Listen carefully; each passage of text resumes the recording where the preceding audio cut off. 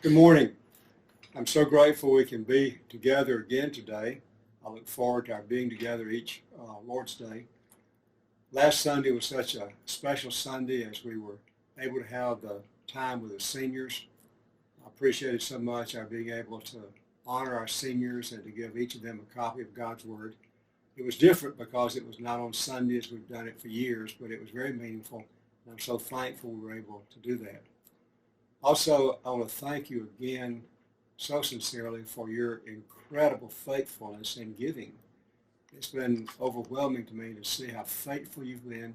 You've given so amazingly every week. We're strong financially, and I just thank you so very much. As you are, so am I, eager to be back in the sanctuary for worship on Sundays. Unfortunately, I really have no idea when we can do that. The coronavirus cases keep going up, so I just don't know when we can do it. The key thing is we must be safe. Until I know we're safe, we simply cannot do it.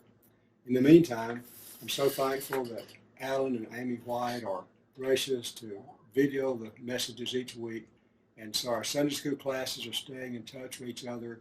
We're seeing about each other in every kind of way. So until we're safe, we simply cannot meet in the sanctuary as we all want to do.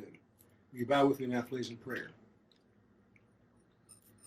Lord, thank you so much for our time together in worship. I thank you for our people and the love they have for you. I thank you for the faithfulness our folks have shown in staying in touch with each other, loving each other, encouraging each other, and helping each other deal with this time we're in right now. I pray now that you'll guide us as we think together how to be effective witnesses for Jesus during the time we live in. In your holy name, amen. This morning I want to read from Philippians chapter 2, verses 14 and 15, familiar verses but so important. Paul writes, "Do everything without grumbling or arguing, so that you may become blameless and pure, children of God without fault in a warped and crooked generation. Then you will shine among them like stars in the sky." For as long as I can remember, I've heard people say we ought always to be witnessing to other people about Jesus. As I've heard different preachers stress this across the years, of how important it is to do personal witnessing for Jesus and lead folks, personal witnessing about Jesus and lead folks to Jesus, I would often feel guilty because I was not leading as many people to Jesus as they say we ought to do. The Apostle Paul also had a great passion for reaching people for Jesus. No one could have cared more deeply to see people come to faith in Jesus than Paul. Yet he took a little different approach. He wanted to make sure people came to trust Jesus and have the quality of life that only Jesus could give. But he took a little different approach than sometimes is taken. He wanted folks to understand as Christians that there are many ways to witness for Jesus. In the passage I read earlier, he laid out some very practical suggestions on how you and I can be effective witnesses for Jesus in our culture.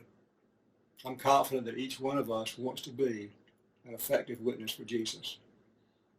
Paul spells out some ways, though, that may be a little different, that you and I want to consider in the culture we're in right now and the times we're in, of how you and I can offer a positive witness for Jesus. To be an effective witness for Jesus, we need to live in the world without grumbling or complaining. Paul's time was a challenging time. When he wrote these words to his friends in Philippi, he was writing to some folks who lived in a tough environment. These followers of Jesus faced many harsh experiences. Nothing was easy for them. They were in the minority. Their value system was different from the value system of the world. So they were under constant scrutiny. How they dealt with the challenges they faced was very important in their witnessing for Jesus. How was their manner of life? How was their attitude? Paul believed that how they dealt with life as it was for them was the key to there being an effective witness for Jesus. Now, if we want to have a strong witness for Jesus, here's the way we can do it in a practical way. Do everything we do in the world without complaining and grumbling all the time. As I thought about Paul's comment about living the world without complaining or grumbling all the time, I thought of two people whom I knew many, many years ago in a church I served. Those two individuals were always complaining, always grumbling about everything. I was their pastor for 11 years. As I remembered them recently and pictured them in my mind, I could not name you one positive thing either of those individuals ever said to me in 11 years. So easily we can fall into the trap of complaining about everything. I read about a young couple whose 4-year-old son had never spoken. And this little boy was 4 years of age and still had not spoken a word. Obviously, his parents were concerned about that and worried about why he was not talking. They went to their pediatrician to get him to examine the boy. Everything was fine physically. They took him to other specialists. Why is he not talking? He should be talking. He will eventually. And one Thursday morning, this little guy suddenly says to his mom, "Mom, my toast is burnt this morning." Well, she was just beside herself with joy. "Why, son, you're talking. Why have you waited so long?" He says, "Well, until now, everything's just been fine." But the toast was burnt, and all he wanted to do was complain about it. May each of us pause for just a moment and ask ourselves, am I guilty of always complaining and grumbling before those in the world who watch my life every day? To be an effective witness for Jesus, we need to determine to be a breath of fresh air wherever we go by being positive and morally strong. We want to be a breath of fresh air. Now, Paul called on his friends to be pure and blameless in every kind of way. He wanted them so to live that when people watched them under the microscope, there would be no doubt about their purity and how they lived through what was right. The unbelieving community would have a microscope on these believers. Were they real or were they fake? The unbelieving community wanted to know, are these folks who name the name of Christ the same in the workplace as they are in church on the Lord's Day? Now, here's a way each of us can have a strong witness for Jesus. We want to be the same person in the world, in the workplace, that we are on Sunday in the Lord's house. Learn to be a breath of fresh air so people see a distinctive difference in the way we live and conduct ourselves because we follow Jesus. Be a breath of fresh air. I remember many years ago when I was growing up in South Alabama, I picked cotton every summer. This was long before the day of the machines that picked cotton. We picked it by hand. The month of August was a big month for picking cotton in those years. I can still remember on those really hot August days, we'd be tired. My fingers would be sore from the burrs where we're picking cotton. My knees would be tired from crawling. My back was aching from bending over the cotton stalks. It was just hot. And then I can still, in my mind's eye, see the top of the cotton, see it moving just a little bit, the cotton stalks, as a cool, gentle breeze would make its way across that cotton field. I can still see all of us as we stood up, simply to let the cool air move on us. That's what you and I want to do as persons who walk with Jesus. We want to be like a breath of fresh air as the summer breeze would come in the month of August. People need to see a consistency in our lives. If you and I want to walk with Jesus so that we have a witness for him, a Allow the people who watch us to see a consistency that our lives are lived differently because of Jesus. We do the right thing at the right time to honor our Lord. I read a story that appeared in a local newspaper in Denver, Colorado many years ago. It was an article talking about a massive highway project and a huge transit system that just was drawing to a conclusion. It was a $1.7 billion project. The project was coming in on time and under cost. Now, it was not on the front page of that newspaper. It was stuck over on page 3 in a small little section in that newspaper. Now, if that project had been full of fraud, if money had been stolen, if things had not been done right, it would have been on the front page of a paper. But because it was done right, it was stuck over in a corner. If you and I want to have a strong witness for Jesus, here's how we do it. Make sure that we do what's right, that we live quietly to touch our community for Jesus by doing what's right every time we can. People need to see we do what's right. We can also be like a breath of fresh air by treating every person we meet with dignity and respect. Max Lucado is an amazing communicator of the gospel of Christ.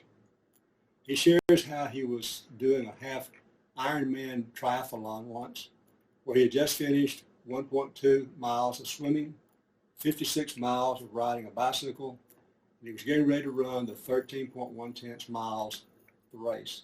He didn't have a whole lot of energy for that race. He happened to start running with another man who didn't have much energy either, and this man just started complaining up and down about running that race. Why in the world he'd do it? Max said he realized, I have to get away from him or I'll soon be in the same boat. He noticed right ahead a 66-year-old grandmother who was just running right along, enjoying herself immensely.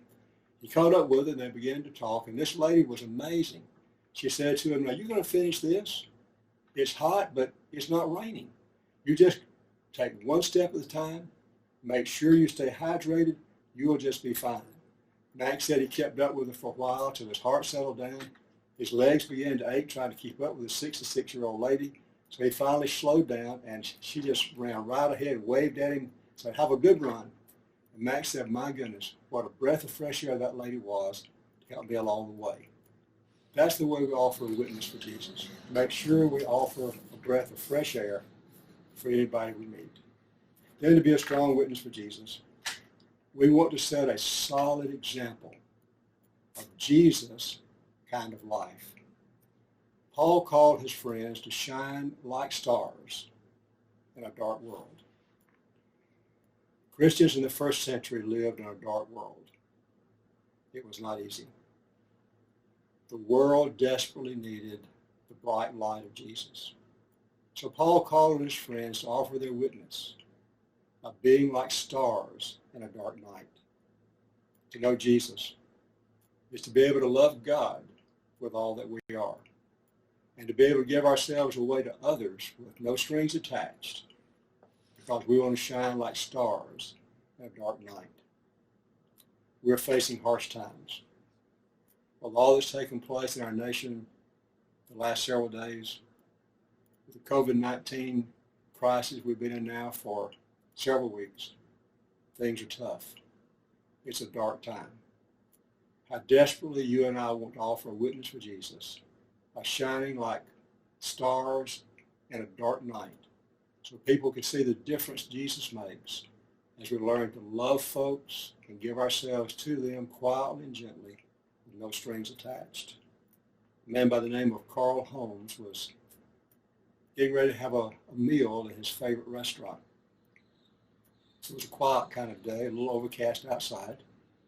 And by that time, he noticed three soldiers come in who apparently had just been through the morning routine of work they had to go through. They were in their fatigues, and they'd obviously had a tough morning. They were perspiring from all the stuff they'd gone through.